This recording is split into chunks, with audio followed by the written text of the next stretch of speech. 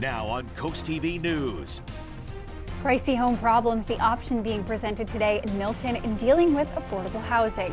In Delaware, denial why state lawmakers say they want to block local law enforcement from helping ICE. This is CoastTV News Midday. Good morning and thank you for joining us. I'm Elisa Weber and welcome to CoastTV News Midday. Our top story this morning, some Delaware lawmakers are looking to put restrictions on local law enforcement when it comes to illegal migrants. House Bill 94 was introduced on the same day that we saw the leader of the MS-13 gang arrested in Virginia. The bill requires permission from the Delaware Attorney General for state and local agencies to help law enforcement with their efforts if they take place at schools or churches. Rehoboth Beach Area Representative Claire Schneider Hall is a co-sponsor, and a hearing on this bill is expected in the upcoming weeks. And a similar bill is being debated in Maryland's General Assembly. A hearing on House Bill 1222 took place this week in Annapolis. These lawmakers want to ban state and local law enforcement from entering into immigration enforcement agreements with the federal government, and they require any current agreements to be terminated by July 1st. This bill has been approved by the State House and is now being reviewed in the Senate. In developing news out of Milton, where the town continues to work on plans to increase affordable housing. This afternoon, the Affordable Housing Committee is expected to review recommendations. These include working with a nonprofit developer and designating more area on the town's future land expansion map as mixed-use zones. Here's why the committee is pushing this. They claim half of people living in Delaware spend more than 30% of their gross income on housing costs. We recently went to Milton to learn what people who live there think about these recommendations, and here's what one man told us. There is no affordable housing. I don't care what you put the silk tie on. There is no affordable housing anymore. And the committee's report is scheduled to be reviewed at the 1 p.m. Milton Planning and Zoning Commission meeting.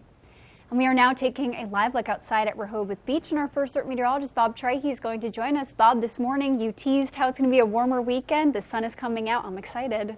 Oh boy, and I'm sure you're not alone, Elisa. Good morning to you. Yes, the warm-up is underway. Seeing quite a bit in the way of cloud cover, but still warming up nicely. 61 in Ocean Pines, 59 Bethany Beach, 54 in Indian River Inlet, and upper 50s from Salisbury to Georgetown and up to Milton as well. Right now, winds coming in out of the southwest, around 5 to 15 miles per hour, at times gusting almost 20 miles per hour, and that'll be the case as we go into the afternoon as warmer air is building in. Visible satellite picture showing mostly cloudy skies across Sussex County. Nice little break in blue skies in Cambridge down to Westover, but mainly mostly cloudy and mild this afternoon. We're seeing some sprinkles near the D.C. area, and there's a warm front back to our west, and you can see the showers across the Ohio Valley. Some of those showers could get in here as we go into the evening hours. Here's noon on Futurecast, looking at low 60s. We're in and out of the clouds, and we're close to 70 at 2 o'clock. Places like Seaford, Millsboro, and Selbyville, but cooler for the beaches with 50s and 60s, and 70 not entirely out of the question as we go into the afternoon. And this evening maybe a sprinkle or two as that warm front moves in. But your day part forecast has us very mild temperatures into the upper 60s. Once again, a slight rain chance into this evening. Then we really ramp up those temperatures. A big warm up for the weekend, 70s to near 80 degrees. Much more on that in your full forecast a little bit later on. Thank you, Bob. That's exciting news. Well, drivers in Salisbury should plan ahead for an upcoming road closure. The city says starting Monday, March 31st, Fairview Lane will be closed starting at Sawbuck Lane. This is for a utility installation, and work is expected to last about 2 weeks. And closures coming to Millsboro related to the ongoing bypass project. According to DelDOT, crews will conduct nighttime closures on 113 beginning April 6th through April 11th. The agency says this is to place beams for that new bridge. And from April 6th to the 9th, there will be closures on 113 for drivers going south. Then from April 9th to the 11th, there will be closures on 113 for drivers going north. DelDOT says crews will work from 6 p.m. to 6 a.m. and detours will, of course, be in place. And we are now going live to Washington, D.C. More calls for an independent investigation on how a reporter was linked into a text message group exchange dealing with military strikes in Yemen. As the White House tries to turn the page on that situation, more federal employees are entering unemployment. The Department of Health and Human Services is the Trump administration's latest target for thousands of job cuts. NBC's Alice Barr shows us the latest from both of these ongoing situations.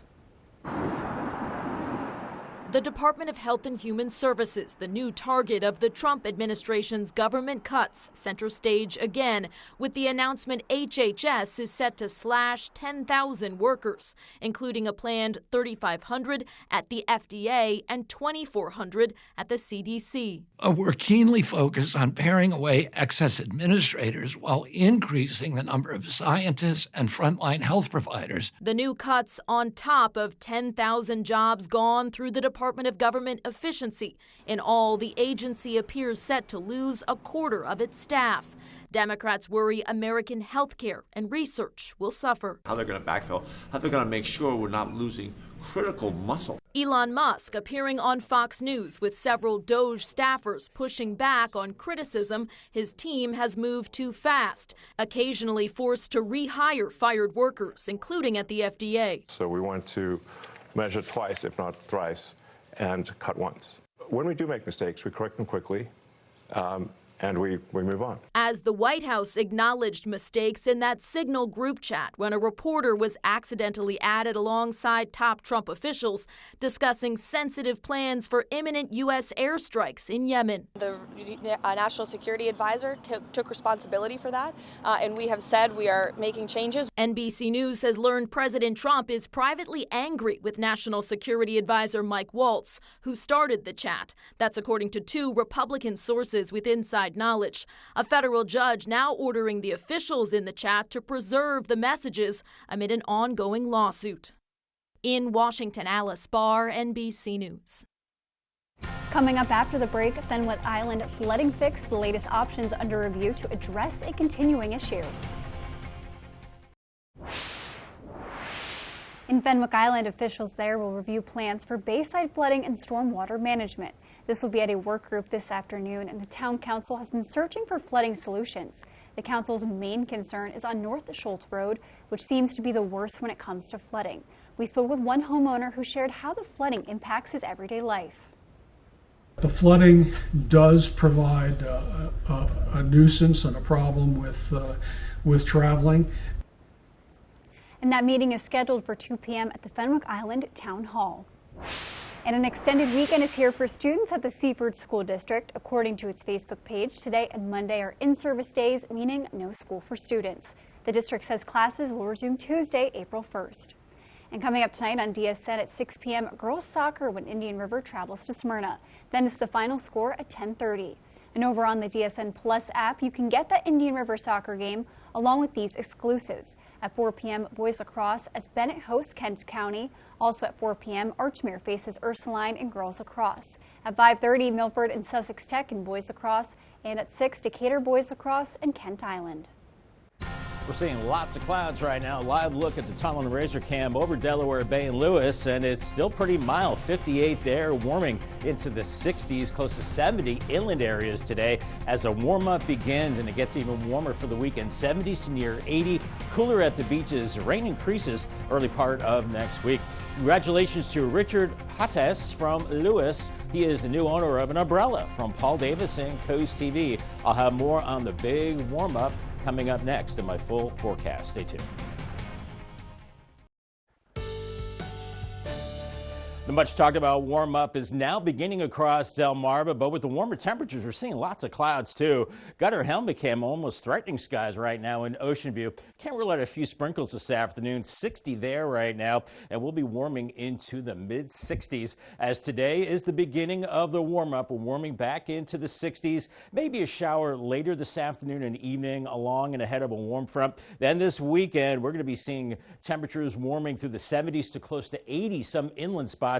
Cooler at the beaches, and then I think the showers, which will hold off during the weekend days, will move in Sunday night, especially into Monday and Monday night. But 67 today, well above the average of 59, and then we're 20 degrees above average tomorrow with a high of 79, 76 Sunday, 75 Monday. Then we'll see a cold front later Monday, cool us back into the upper 50s on Tuesday. But that warm front is off to our southwest now, so ahead of it, that's where we could see some showers. But then it moves to our north this weekend, and that that opens the floodgates, so to speak, to the warmth as we have a Bermuda high type system offshore, southwesterly flow. So highs in the 70s to near 80 degrees. Saturday, dry and warm. A possible shower Sunday, but I think that holds off until Monday and Monday evening. But already 60 in Seaford, Ocean Pines 61, 60 in Bethany Beach, 57 in Georgetown, and 57 in Rehoboth right now. As the winds are picking up out of the southwest, they're gusting close to 20 miles per hour at the coast, and those breezes will continue to bring in the warmth this afternoon. Mostly cloudy skies across Sussex County right now, but a nice little gap in the clouds all the way from Cambridge down to Salisbury. Some blue sky back to Nanticoke too. So we'll be in and out of the clouds as we go into the afternoon. You can see even farther down on Delmarva we're into some sunshine, but we have more clouds back through Baltimore and then to the north and west. Even a few sprinkles near D.C. and back into the Ohio Valley. Some showers around Cincinnati and Cleveland. This is along that warm front, and as that warm front shifts to the east, that's when we have that shower chance as we go into the evening hours. Otherwise, it's a building ridge of high pressure across the nation's midsection. Really warm. Texas has been seeing temperatures in the 80s and 90s. We're not going to see 90s, but we'll definitely see some of that warmth move to the east as we warm into the upper 60s this afternoon by 2:30, around 68 in Salisbury, 70 in Long Neck, 69 in Georgetown, but cooler 50s and 60s at the coast. And then this evening, breezy and mild. Can't rule out a few showers. Won't wash away your Friday evening plans, but certainly pretty mild. And then as we go into Saturday morning, only into the upper 40s, and then a big warm up into tomorrow afternoon, upper 70s, close to 80 away from the coast, cooler at the beaches. And we'll see more clouds as we head into your Sunday. Still pretty mild with temperatures into the mid 70s. As the winds are getting gusty, maybe up to 20 miles per hour today, up to 30 miles per hour tomorrow. Continuing to bring in that mild air. It remains breezy all weekend long. And then Monday comes back to work, and I think we're looking at showers. But I'm looking at Monday night and early Tuesday along a cold front, maybe some heavier rain and stronger storms. And then it's cooler and drier after that. Paul Davis, 7-day forecast, 67 today, 79 Saturday. I'm sure somebody is going to hit 80 across the inland areas. And then 76 on Sunday, a few showers. Better chance of showers Monday, 75. Some storms Monday night could be on the strong side. We'll watch those. It cools back into the upper 50s Tuesday and Wednesday, then back into the mid 70s on Thursday with mostly cloudy skies. Thank you, Bob. If you are having a rough week, you can cheer up with a weekly dose of local good news from Coast TV with personal features, fun things to do each weekend, and more. You can sign up right now for free at CoastTV.com and get your weekly dose of joy directly to your inbox on Friday. And here's a look at what's coming up this afternoon on Coast Life. Coming up today on Coast Life, it's one of my favorite segments every week. It's our winners of the week. You won't want to miss that. Lots of fun awards to give out. Also, an award-winning local artist that we have to celebrate with the Art League of Ocean City. And I don't want to say it's my favorite pet that we've had on Pet of the Week because I don't want to pick favorites. But I got to tell you, this week's Pet of the Week is a good one. You're going to want to see. Oh, can't wait. All that fun and more is coming up on a Friday edition of Coast Life. Tomorrow in Georgetown, a ceremony will be held that honors those who made the ultimate sacrifice in the Vietnam War. March 29th each year is officially National Vietnam Veterans Day, and the local Vietnam Veterans of America chapter is hosting a ceremony at the Sussex County Vietnam Veterans Memorial in the village of College Park. This will include the reading of names of Sussex County's fallen heroes engraved on the Vietnam Monument. Saturday's ceremony will begin at 3. And Country Calling is back in Ocean City this October and happening right now. The pre-sale of tickets for the 3-day festival is open. This week, Ocean City announced headlining the festival will be Carrie Underwood, Brooks and Dunn, Luke Bryan, and Luke Combs. The 3-day festival will take place October 3rd to the 5th. And you can see the full list of performers right on our website, CoastTV.com. And coming up after the break, digital distractions will tell you why you could be the problem when it comes to your phone distracting you from daily tasks. If you feel distracted by your phone, the problem may be you. That's according to a new study published in Frontiers in Computer Science. Researchers found that when faced with boring tasks, people do use their cell phones for a distraction. It only used 22 people working on computers. However, those who didn't have phones within arm's reach used the computer to distract from work. The study's author says distractions are everywhere, but that's not the problem. The problem is people seek them out. And Britain's King Charles canceled his engagements for today after falling ill. Buckingham Palace says the king was hospitalized for a short time on Thursday after experiencing what is said to be temporary side effects from a scheduled cancer treatment. The king's cancer diagnosis was first announced in February of last year. It was after a procedure for a benign enlarged prostate. We're seeing quite a bit in the way of cloudiness across Sussex County right now. You can see it over Delaware Bay on the tunnel and Razor Cam.